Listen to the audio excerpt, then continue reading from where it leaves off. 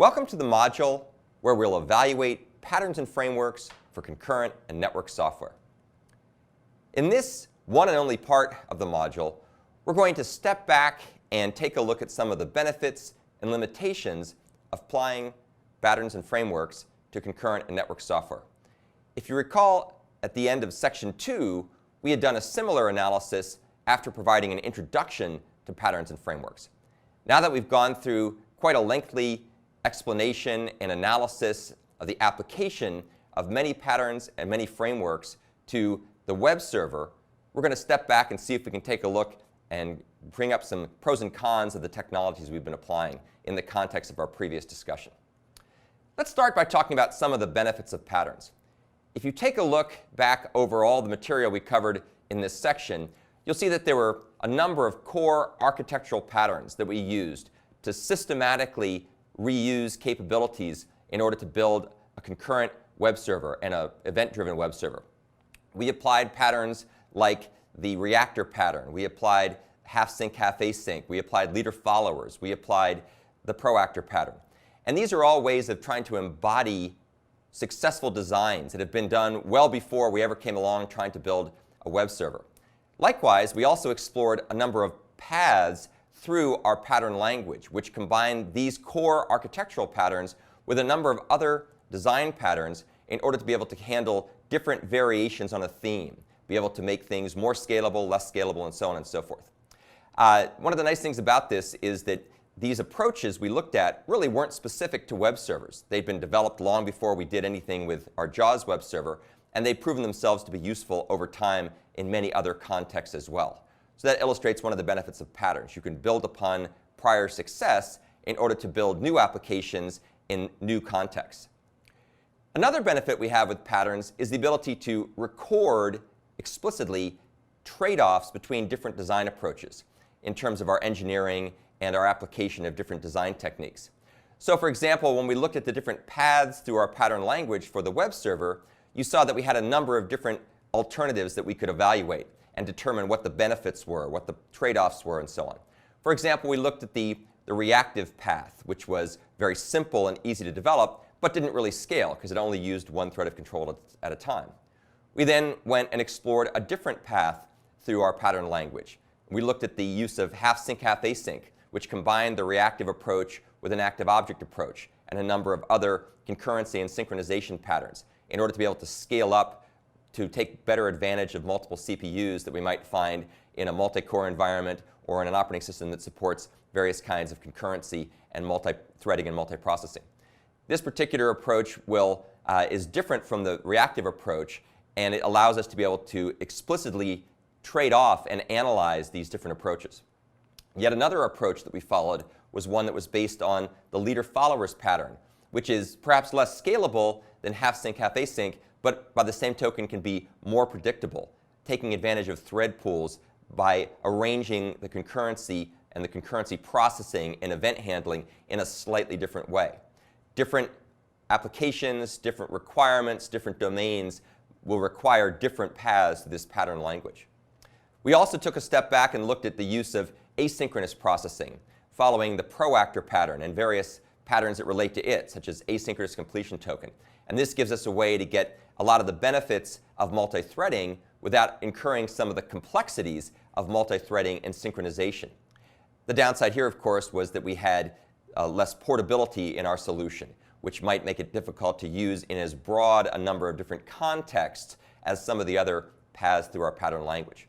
But the key point here was that patterns allowed us to be explicit about recording and documenting these trade-offs, which are otherwise often lost in terms of internal implementation details and other information that's locked in the heads of experts or buried deep in the source code. Another benefit of patterns is that they help us to have a shared vocabulary that allows team members to communicate to each other much more clearly and concisely. For example, when we had started to develop the JAWS web server in the late 90s, the group I was working with at the time, grad students, staff members, other faculty, had been working with patterns for about 4 or 5 years. And so we had begun to document many of the key architectural roles and responsibilities that found their way into the use of the web server. And the nice part was when we brought new team members into the project, it was very easy to bring them up to speed. We would say, go read these papers or go look at these source code examples. And very quickly they could latch on to the key design behavioral issues, structural issues, ways of arranging the software to make it effective in the context of the web server. If we hadn't had that information documented, it would have been much more difficult to bring the team up to speed quickly. Of course, nowadays we have things much easier.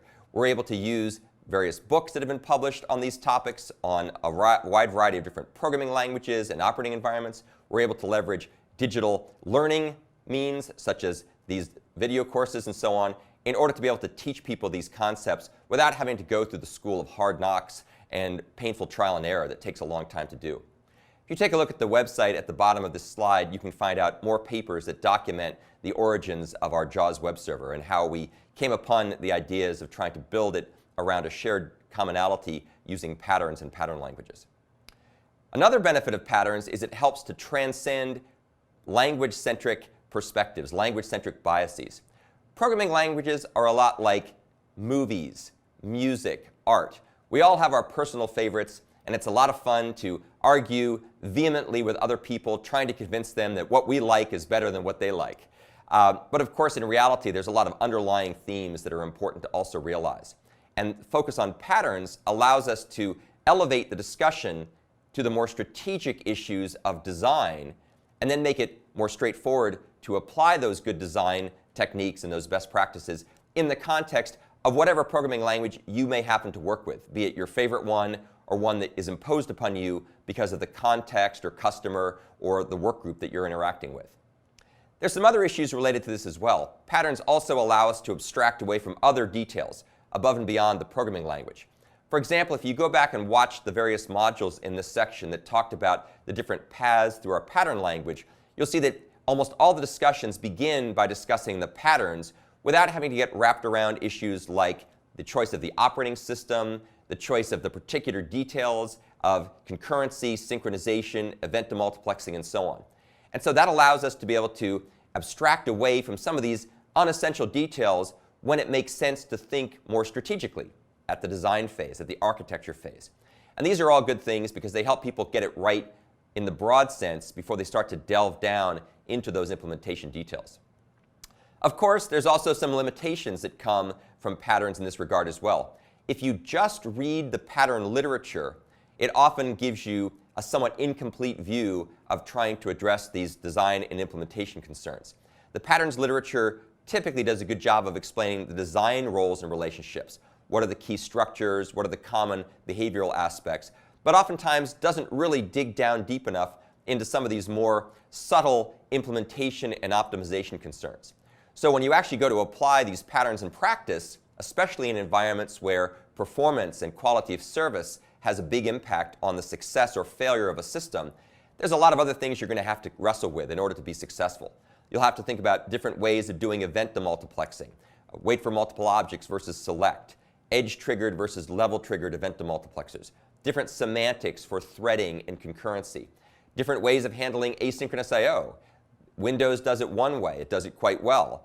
POSIX does it a different way, often not quite as well. How do you try to find ways to factor out those diversities? There's other issues, of course, with different kinds of inter-process communication mechanisms, dynamic linking, multiprocessing, security, and so on and so forth. And of course, don't forget the language-specific issues too. Different languages embody different ways of implementing these patterns more efficiently or less efficiently, or more effectively and less effectively. And so it's important to get down a little deeper than just an understanding at a cursory level of the design issues. Now, it turns out that some of the limitations we had talked about previously when we had been in the section providing an introduction to patterns and frameworks are not quite as important or not quite as relevant when we start applying patterns together with frameworks. For example, one of the things we talked about earlier in the previous analysis was that patterns don't write the code. You have to figure out some way of being able to take the pattern descriptions and turn them into source code. Well, obviously, if you're using a framework or a set of frameworks, and those frameworks do embody the patterns, then that particular issue is much less problematic. There may be other issues, but the issue of trying to have the code reusable as well as the design is somehow alleviated or somewhat alleviated when you combine patterns and frameworks. This is a good segue into the discussion about some of the benefits of frameworks that we've discussed as we've been going through this section 3. One of the main things you get with frameworks is even further elaboration on reuse of design. By their very nature, patterns are about reusing design concepts, design artifacts, design architectures, and so on. When you get into the frameworks, you're reusing the design, but it's more the detailed design. It's the way in which the various classes and components and functions interact with each other in regular ways, in recurring structures and behaviors.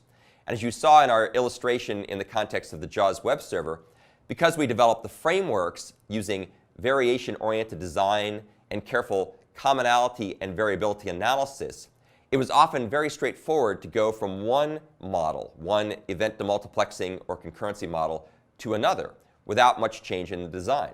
For example, we were able to go from a reactive approach to doing concurrency with the web server to one that used a thread per connection model with virtually no change whatsoever to the design, just a few little tweaks here, overriding a few methods, implementing things, spawning active objects as opposed to passive objects, and so on and so forth.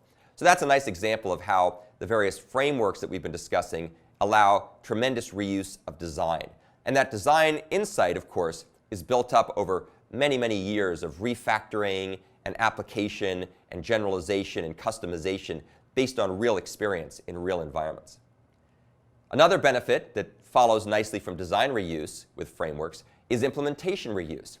We didn't have to write the code to do the synchronous and asynchronous event handling. We didn't have to write the code to do all those various concurrency models, things like half sync, half async, active object, leader followers, proactor, and so on. Those were handled for us by the framework. So the ability to take these elements off the shelf and then apply them using patterns to guide our design and programming techniques is a tremendous productivity enhancer. Yet another benefit that comes from frameworks is the ability to be able to reuse validation. To paraphrase Dilbert, writing software is easy. The hard part of software is trying to get that software to run reliably, predictably, securely, efficiently, reusably, modularly on the different processors, the different platforms in which you're trying to apply it. And that can often take a lot of work. So one of the nice things about a framework or frameworks is you can amortize the testing and debugging effort over long periods of time, especially if you avail yourselves of modern techniques for quality assurance, things like test-driven development, continuous integration, and so on. We've developed a number of capabilities over the years that are part of our open source release for ACE and DAO and other elements of our middleware.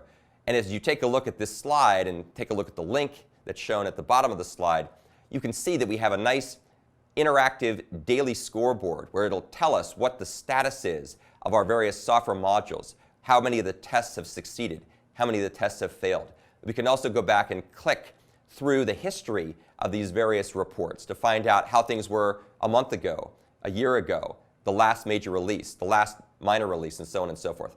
So that greatly simplifies the way in which we can do verification and validation of the quality of our software.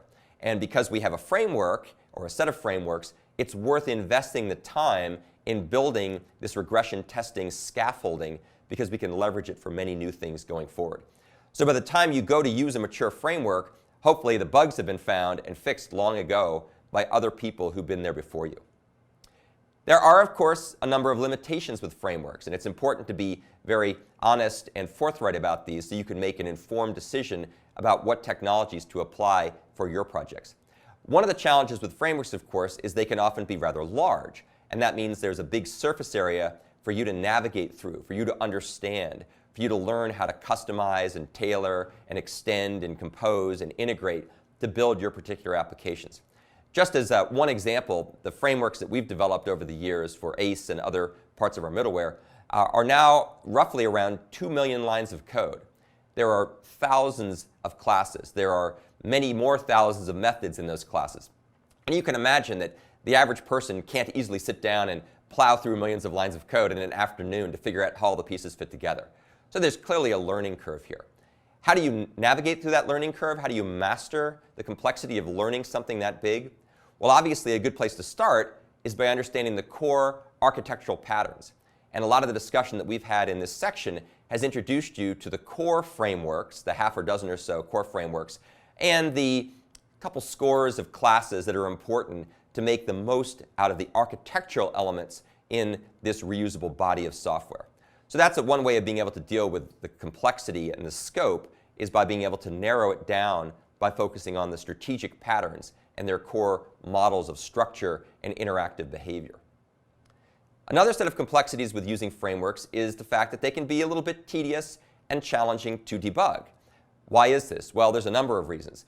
The use of polymorphism, both dynamic polymorphism through subclassing and overriding of methods, the use of static polymorphism, templates and parameterized types and so on, means that you often have a hard time figuring out just exactly what your software does. And you need to have a debugger that knows how to work with templates, knows how to be able to make it easy to debug virtual function calls and so on. The use of inversion of control, which is one of the hallmarks of a framework, can be complicated. Knowing where to set breakpoints, knowing that when you set a breakpoint and you get to a certain part of your code, there may be a long stack of activation records sitting underneath where you are that you didn't necessarily write, but may be necessary to understand to some extent to make sense of why your program is not working. So having a feel for this, obviously having the source code, can make a big difference in debugging as well. And naturally, anytime you start spawning threads, anytime you start doing asynchronous processing, there are going to be some serious complexities you have to wrestle with, because things are going to they're going to run in different orders. There's inherent non-determinism. The way in which you debug your code may be different from the way in which you run it in a production environment, because running the debugger may change some of the timing properties. And these are all things you'll just have to become accustomed to. Fortunately, once you get familiar with the frameworks, the patterns, the interaction modes, you start to develop a sixth sense of how to do these debugging techniques. You'll develop tricks of the trade that can help you be more successful in applying different ways of finding out why things are going wrong. And of course, if you're very lucky, a lot of the kind of bugs that you ordinarily might have had because you wrote all the code from scratch will have been handled by using a framework or frameworks that have long since been carefully tested and vetted to remove those kinds of defects. Another tricky issue related to quality assurance and debugging has to do with the late binding nature of frameworks. We saw that to some extent with the previous slide about polymorphism of various forms and inversion of control. But oftentimes when you build a framework, the framework's correctness or the framework's performance is to some extent a function of how it's composed, how it's integrated, how the pieces are plugged together. And that may not be easy to test when you're building the reusable infrastructure itself. Once again, it makes a lot of sense to invest in test-driven development, continuous integration, automated regression test suites, various tools that you can use to figure out how much of the surface area of your source code is actually checked by the regression tests that you have. And of course, the goal should be always to write new tests whenever defects are found, write a regression test to check for those things in the future to make sure the problems don't pop up again. This slide illustrates some software that we use with our open source middleware in order to be able to check whether or not the test cases are covering large portions of the software. That, of course, is no guarantee of success. There are ways of customizing and extending our infrastructure that will lead to new bugs that we have not anticipated or new interactions that we did not anticipate with our previous tests. But you also get a much better sense of what's been tested. As a general rule of thumb, if things aren't tested, there are probably bugs lurking in them. And so that's a good motivation to go and continually improve and upgrade the infrastructure. This is also a good way in which you can leverage the benefits of crowdsourcing. People will often come along, especially in open source projects, and provide new test cases, provide ways of automating and scripting how you check to see whether certain conditions can be prevented or certain conditions can be demonstrated to not exist. Another challenge with frameworks, of course, is the fact that there are often many different levels of indirection, and there are complex structures with a number of different layers involved. And if you're not careful, this can make your software become big and bloated and difficult to optimize and difficult to be able to meet your end-to-end latency, throughput, jitter, and other types of performance requirements, dependability, security, and so on. So one of the key things that's important here is, once again, to try to find a way to objectively and continuously monitor the performance aspects of your software. There's a variety of ways you can improve things. You can run profiling tools to look for bottlenecks in critical paths and then come up with various optimizations that reduce the use of memory allocation or locking in those critical paths. As the software grows in size and scope and as more people get involved, it's also important to make sure that you don't let little inefficiencies creep in some small part at a time that individually don't add much overhead, but when composed together into an aggregate, make the system become noticeably slower. One of the things that we've been doing to keep track of that and to try to avoid it and alleviate it as quickly as possible is by running continuous regression performance tests all the time with our software. We actually have a computer that we've been using for quite a long time, a decade or so, and we always run every night all of our performance tests on that computer. And then we graph the output as shown here, and we can tell at a glance whether things are getting slower or faster as people make changes to the middleware, to the source code, to the code base.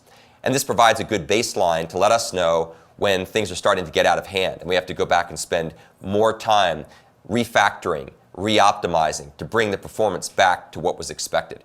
And this, of course, is a continual process. There's never one point where you declare victory and all the overhead is gone or all the bugs are gone. Once again, important to automate this, to leverage the cost efficiencies of computing that you can use in an automated regression test environment.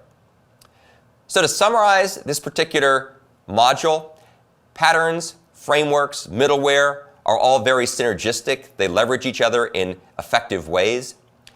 Patterns, of course, are particularly useful to be able to reuse design knowledge and design expertise in a way that people can understand and learn and then hopefully begin to apply to the code that they develop or the code that they integrate from elsewhere.